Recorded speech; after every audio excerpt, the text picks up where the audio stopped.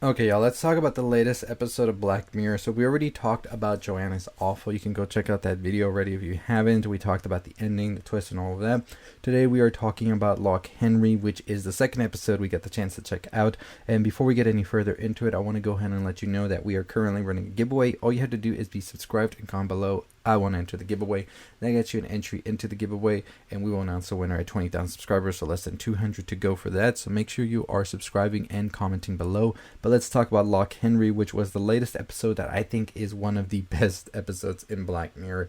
And you know what? Some people are going to say that I am lying, I'm tripping, because a lot of people seem to not like this horror aspect of it that Black Mirror seems to be sort of like embracing, but I'm all here for it. I'm here for the changes. So let's get into it. Because if Black Mirror stayed the same forever as it was in the first season, I promise you it would not last. But let's get into this. So in Loch Henry, we actually see a couple, Davis and Pia, who are also film students, are visiting Davis's mother in the countryside town of Loch Henry. This is where they are going to be passing by as they're going to be making this documentary on this one man, but soon things take a turn for the worse. We find out that the town is sort of a ghost town of sorts.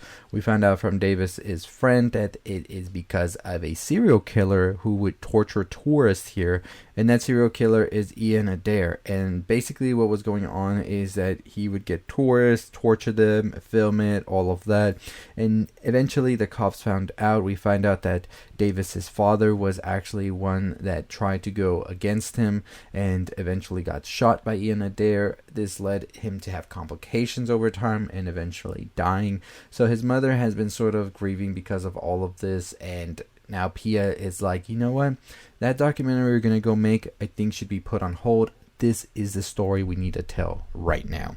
Davis is a little conflicted about this, especially due to the fact that it kind of hits close to home due to his father being part of it and also dying from it. But Pia seems to think that this is going to be what really gets them going. It's going to get the people to want to watch this, and eventually Davis is convinced about the same things. Even his mother gives the blessings to continue because Ian Adair has to pay for what they've done, she says. So that they're shooting, they're doing all of the B-rolls, things like that, going to the house with the friend. They eventually find some VCR tapes as well that they're able to use to archive footage about everything that happened from the news covering and all of them.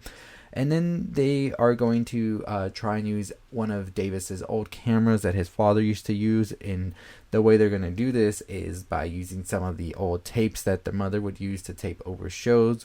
So they're doing this, and eventually we see that they get into an accident while they're driving with their friend back from the home, and Davis has to stay in the hospital. At the same time, the friend's father, who's been acting kind of weird and is pissed about Davis doing this documentary and everything, is being a little weird towards Davis, and he is at the hospital at the same time. And I was thinking, okay, this guy has something to do with this, right? Like, he maybe is the real culprit, right? Like, that's what you're immediately thinking.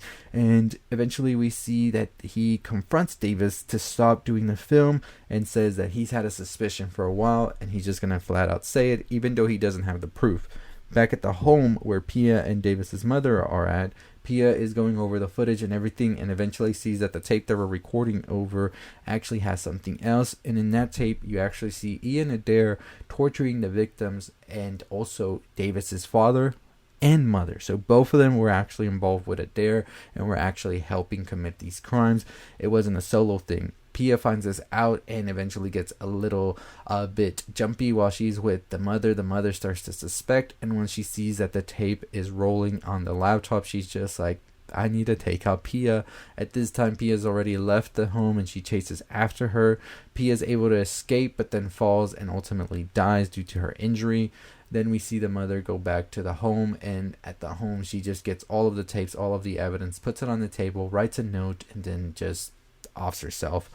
We then see that Davis is later on in the new documentary that is made about Davis's family being part of Ian Adair's like killings and all of that.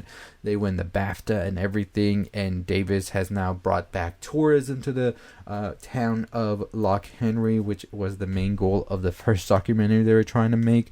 We find out that Ian Adair and the couple had actually been working together. Eventually, the dad tried to kill Ian Adair and then faked the gunshot himself that Ian Adair had done to him apparently, but he actually did it to himself. And we find out that the whole thing was just a big like group thing that they were doing. They were just being these very vile and sick people together, Ian Adair and Davis's parents. So we see that the documentary wins awards and all of that. We then see that Davis is alone and he's just in his like hotel room just contemplating everything that has happened.